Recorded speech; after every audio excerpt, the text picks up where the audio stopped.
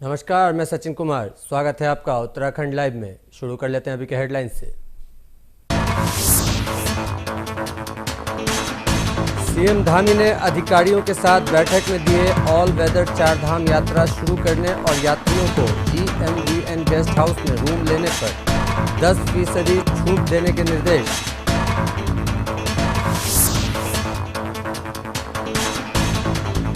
CM Dhami ने किया श्रमिकों को आश्रित शिशुओं के लिए बने 168 पालना केंद्रों का शुभारंभ। श्रमिकों के लिए राहत सामग्री लेकर जाने वाले वाहन को दिखाई हरी झंडी।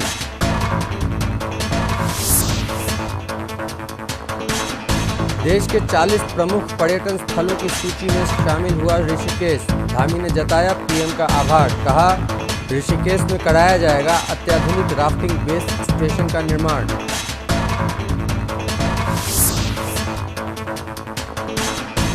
केदारनाथ उपचुनाव के बाद उत्तराखंड में बड़ा प्रशासनिक फेरबदल। 13 IAS समेत 18 नौकरशाहों के दायित्व बदले।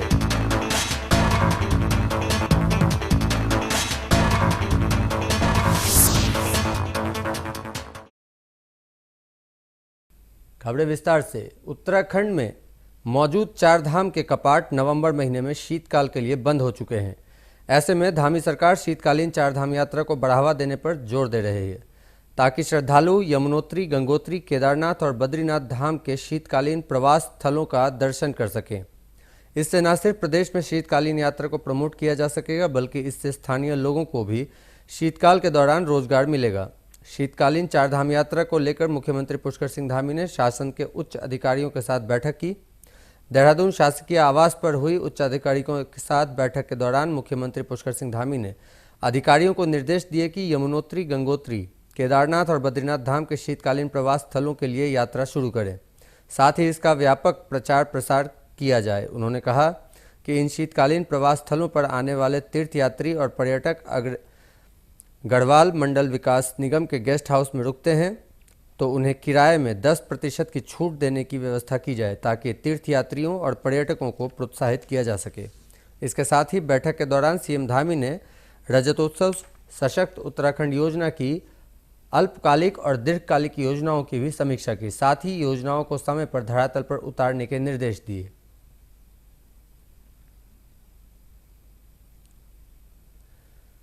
मुख्यमंत्री पुष्कर सिंह धामी ने कैंप कार्यालय में पंजीकृत निर्माण श्रमिकों के आश्रित शिशुओं के लिए प्रदेश में 168 पालन केंद्रों का उद्घाटन किया। इसके साथ ही केदारनाथ क्षेत्र में विभिन्न परियोजनाओं में काम कर रहे 432 श्रमिकों के लिए ट्रैक सूट, जूते एवं खाद्य सामग्री से भरे ट्रक को हरी झंडी दिखाकर रवाना किया। इस अवसर पर सीएम धामी ने श्रम विभाग एवं कर्मचारी राज्य योजना कार्यालयों को CSR मदद से 60 कंप्यूटर का वितरण भी किया। सीएम ने कहा कि कुशल नेतृत्व और मार्गदर्शन में हमारी सरकार श्रमिकों के कल्याण के लिए निरंतर कार्य कर रही है। इन प्रयासों से श्रमिकों के जीवन स्तर में सुधार आ रहा है और उनकी सामाजिक स्थिति भी सशक्त हो रही है।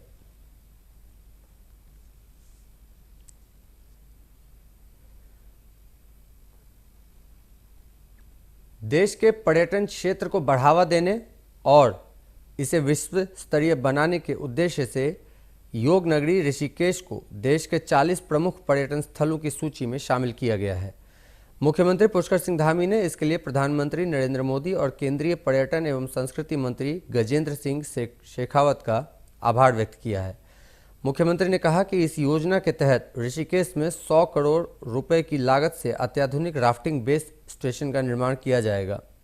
यह परियोजना जल क्रीड़ाओं को बढ़ावा देने के साथ साथ पर्यटकों को सुविधाजनक और रोमांचक अनुभव प्रदान करेगी। उन्होंने कहा कि राफ्टिंग बेस स्टेशन के निर्माण से स्थानीय लोगों के लिए रोजगार के नए अवसर पैदा होंगे और राज्य की आर्थिक भी मजबूत होगी।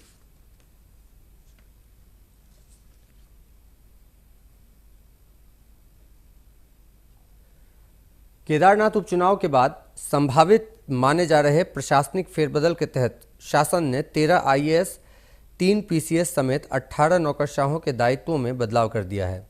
शुक्रवार की देर शाम कार्मिक एवं सतर्कता विभाग की ओर से जारी आदेश के मुताबिक उत्तराखंड परिवहन निगम के प्रबंध निदेशक का प्रभार अपर सचिव आनंद श्रीवास्तव से हटाकर अपर सचिव रीना जोशी को दे दिया है। कुछ नौकरशाहों को हल्का किया गया है तो कुछ के प्रभार बढ़ा दिए गए हैं। प्रमुख सचिव एल फेनई से अल्पसंख्यक कल्याण एवं वक्फ विकास निगम के अध्यक्ष पद हटा दिया गया है। अपर सचिव रणवीर सिंह को कृषि व कृषक कल्याण, पेयजल महानिदेशक कृषि एवं उद्यान से मुक्त कर दिया गया है। उन्हें गन्ना, चीनी और उत्तराखंड शुगर फेडरेशन का प्रबंध निदेशक बनाया गया है। अपर सचिव धीरज सिंह गब्रियाल से ग्राम विकास आयुक्त ग्राम्य विकास हटाया गया है। उन्हें अपर सचिव अल्पसंख्यक कल्याण व वक्फ निगम विकास निगम का अध्यक्ष बनाया गया है। आईएएस उदयराज से अपर सचिव गन्ना, चीनी और उत्तराखंड शुगर फेडरेशन के प्रबंध निदेशक का दायित्व हटाया गया है। अपर सचिव आनंद स्वरूप कृषि व कृषक कल्याण के प्रभार से मुक्त किए गए हैं। नियोजन के जिम्मेदारी दी गई है। अपर सचिव विजय कुमार जोगदंडे को नियोजन से मुक्त राजस्व का जिम्मा सौंपा गया है। रीना जोशी से अपर सचिव सिंचाई एवं लघु सिंचाई को हटाया गया है।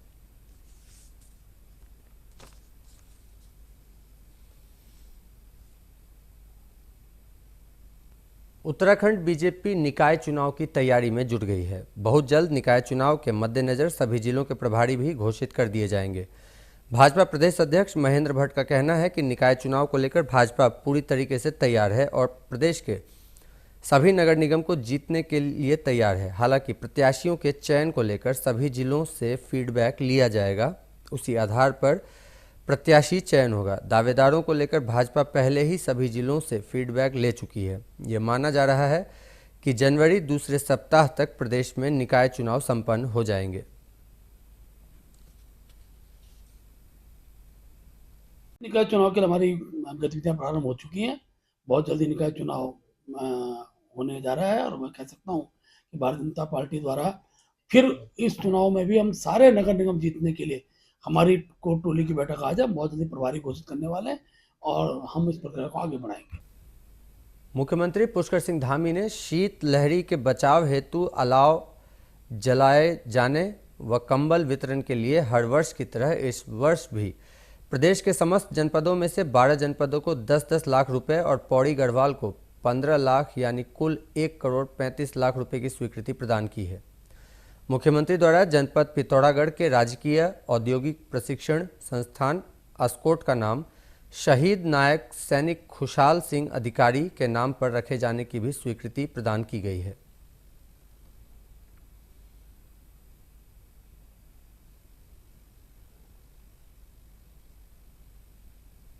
ड्रिंक एंड ड्राइव की वजह से लगातार सड़क हादसों में बढ़ोतरी हो रही है, फिर भी ड्राइवर ड्रिंकिंग ड्राइव करने से बाज नहीं आ रहे। ऋषिकेश में भी चंद्रभागा पुल के निकट एक ड्राइवर ड्रिंकिंग ड्राइव करता हुआ पकड़ा गया है।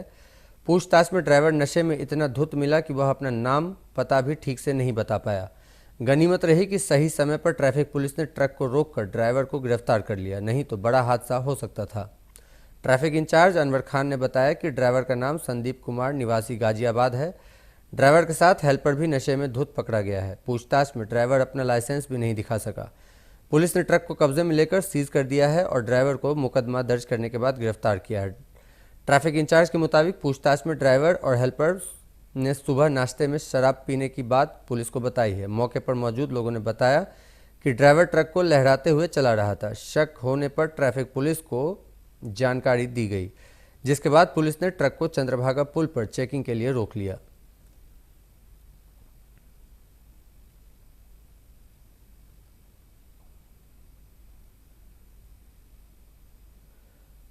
उत्तराखंड क्रांति दल के केंद्रीय संरक्षक डॉक्टर शक्ति शैल कपड़वान ने कहा कि यदि भविष्य में यूकेडी अपने पुराने स्वरूप में आएगी तो उससे सबसे बड़ा नुकसान भाजपा को होगा। डॉक्टर कपड़वान ने कहा कि भाजपा ने ही यूकेडी के वोट बैंक पर डाका डाला है और उससे ही यूकेडी को सबसे अधिक नुकसान हुआ है।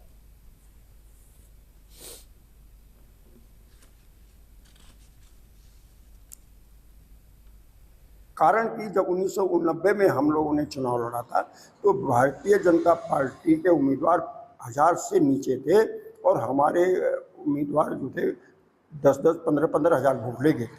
मगर 1991 में हमारे ही वोट बैंक पर भारतीय जनता पार्टी ने डाका डाला था और वो सभी सीटें जीत गए थे, लगभग 1 सीट को छोड़ गए थे। तो उत्तराखंड क्रांति दल का जो ओरिजिनल वोट है उस पर बीजेपी की डकैती है। एसएसपी पौड़ी लोकेश्वर सिंह ने निर्देश पर श्रीकोट चौकी इंचार्ज मुकेश गैरोला ने श्रीनगर मेडिकल कॉलेज के एमबीबीएस के छात्रों को रैगिंग, साइबर अपराध और नशे से होने वाले नुकसान के बारे में जागरूक किया। मेडिकल कॉलेज के सभागार में आयोजित हुई एक कार्यक्रम के दौरान मुकेश गौरेला ने बताया कि किस प्रकार सीनियर स्टूडेंट्स द्वारा जूनियर स्टूडेंट्स से की जाने वाली रैगिंग उसे आत्मसम्मान और मानसिक स्वास्थ्य पर प्रभाव पड़ता है। कानूनी प्रावधानों की जानकारी देते हुए उन्होंने बदलते साइबर फ्रॉड की भी स्टूडेंट्स को जानकारी दी।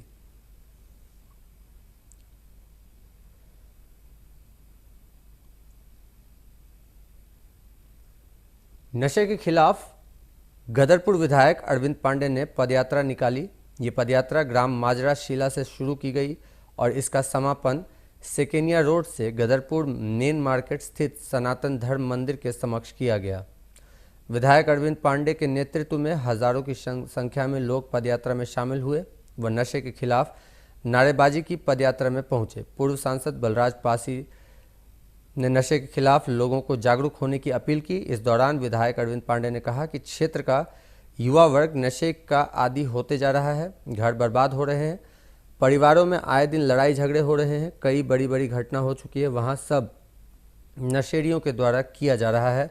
इस पदयात्रा का मुख्य उद्देश्य लोगों को जागरूक करना है।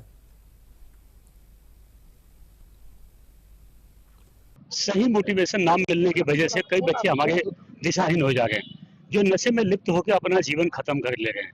तो जिस घर का जवान बच्चा नशे में लिप्त होकर खत्म हो जाए, उस परिवार का जीवन आप समझ सकते हैं। इसके विरुद्ध हमारी सरकार बहुत अच्छा काम कर रही है। नशे के खिलाफ पुलिस भी आए दिनों तस्करों को पकड़ रही है, बहुत सराहनीय काम है। पिछले दिनों 2 बार 5-5 हजार करोड़ के जो बड़े जो असाइनमेंट पकड़े गए हैं और इसी नशे के पैसे से जो आतंकवाद पनप रहा है देश में, युवाओं के अंदर जो है एक बहुत बड़ा षड्यंत्र से उनको कमजोर करने की कोशिश हो रही है। पंजाब पूरी तरीके से बर्बाद हो चुका है।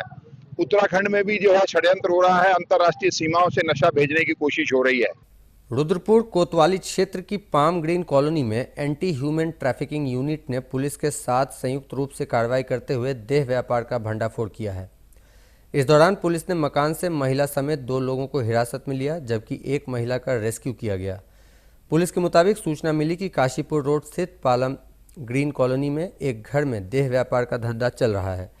इस सूचना पर कार्रवाई करते हुए एंटी ह्यूमन ट्रैफिकिंग यूनिट प्रभारी जीतो कंबोज, एसएसआई ललित रावत समेत पुलिस टीम मौके पर पहुंची। पुलिस को देख मकान से भागने का प्रयास कर रही एक महिला को पकड़ लिया। इसके अलावा पुलिस ने संदिग्ध हालात में एक युवक युवती को भी पकड़ा, जबकि एक आरोपी मौके से फरार हो गया। पुलिस तीनों को कोतवाली लेकर पहुंची, जहां 2 आरोपियों के खिलाफ मुकदमा दर्ज किया गया है और फरार आरोपी की तलाश की जा रही है। रुद्रपुर की सीओ सिटी निहारिका तोमर ने बताया कि पुलिस ने मौके से एक महिला का रेस्क्यू किया और देह व्यापार चलाने में एक महिला को समेत 2 को जेल भेजने की कार्रवाई की जा रही है।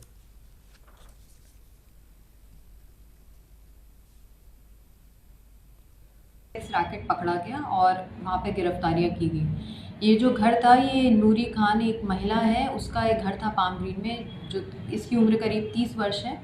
वहाँ से एक और गिरफ्तारी की गई थी जिसका नाम मोहम्मद इमरान है, जो इसकी उम्र 26 वर्ष है और जो बहेड़ी का निवासी, और जो यहाँ पे दलाल की जो भूमिका निभा रहा था जुनैद पुत्र अखलाक, वो अभी फरार है। यहाँ से एक पीड़िता को हमारे द्वारा रेस्क्यू किया गया था, जिसको उसके परिवार को सुपुर्द किया गया है। इसमें माननीय न्यायालय के समक्ष इनको गिरफ्तार करके रिमांड के लिए पेश किया जाएगा और आगे विवेचना प्रचलित रहेगी। कुमाऊं कमिश्नर दीपक रावत 1 दिवसीय दौरे पर उधम सिंह नगर जिला मुख्यालय रुद्रपुर पहुंचे। इस दौरान कमिश्नर दीपक रावत ने कलेक्ट्रेट सभागार में जिला विकास प्राधिकरण के अधिकारियों के साथ बैठक की और आवश्यक दिशा निर्देश दिए। बैठक के बाद कमिश्नर रावत ने रुद्रपुर कलेक्ट्रेट परिसर का निरीक्षण किया और आवश्यक दिशा निर्देश देते हुए कलेक्ट्रेट में लंबे समय से खड़े वाहनों को हटाने के निर्देश दिए। कमिश्नर दीपक रावत ने बताया कि विकास कार्य को लेकर कलेक्ट्रेट सभागार में अवस्थापन विकास समिति की बैठक की गई है। बैठक में रुद्रपुर से गुजरने वाले हाईवे सड़क के चौड़ीकरण को लेकर संस्तुति दी गई है और 29 करोड़ रुपए का एस्टीमेट अप्रूव किया गया है। इसके अलावा किच्छा बस स्टैंड और खटीमा बस स्टैंड के निर्माण कार्य में तेजी लाने के लिए अधिकारियों को निर्देशित किया गया। इस दौरान कुमाऊं कमिश्नर दीपक रावत ने रुद्रपुर शहर में 4-5 जगह पर खुलने वाले ओपन जिम को मंजूरी देते हुए अधिकारियों को निर्देश दिए। कुमाऊं कमिश्नर रावत ने अधिकारियों को छोटे छोटे प्रोजेक्ट बनाने के साथ ही रुद्रपुर शहर में पार्किंग निर्माण कार्य को स्वीकृति देते हुए जल्द काम शुरू करने के लिए निर्देशित किया।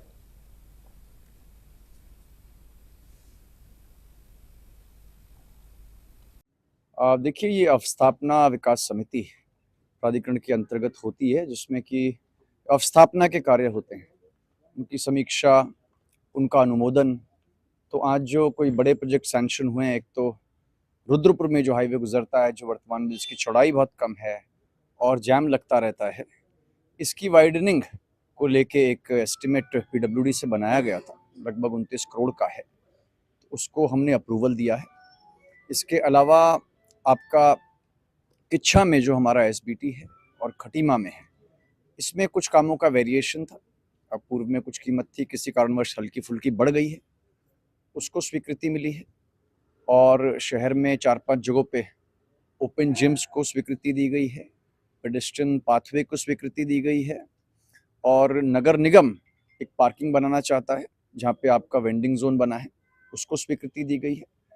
कोटद्वार की विभिन्न समस्याओं के निराकरण की मांग को लेकर पूर्व सैनिक संघर्ष समिति के बैनर तले विभिन्न सामाजिक संगठनों से जुड़े लोग शुक्रवार को सड़कों पर उतरे। कोटद्वार में अवैध अतिक्रमण, पार्किंग की समस्या, आवारा पशुओं के साथ दूसरी समस्याओं के निराकरण की मांग को तहसील में प्रदर्शन किया गया।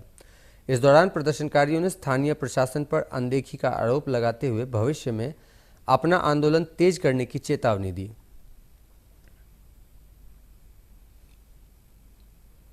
कोटद्वार में अभी विगत कुछ दिनों में एक घटना घटी है।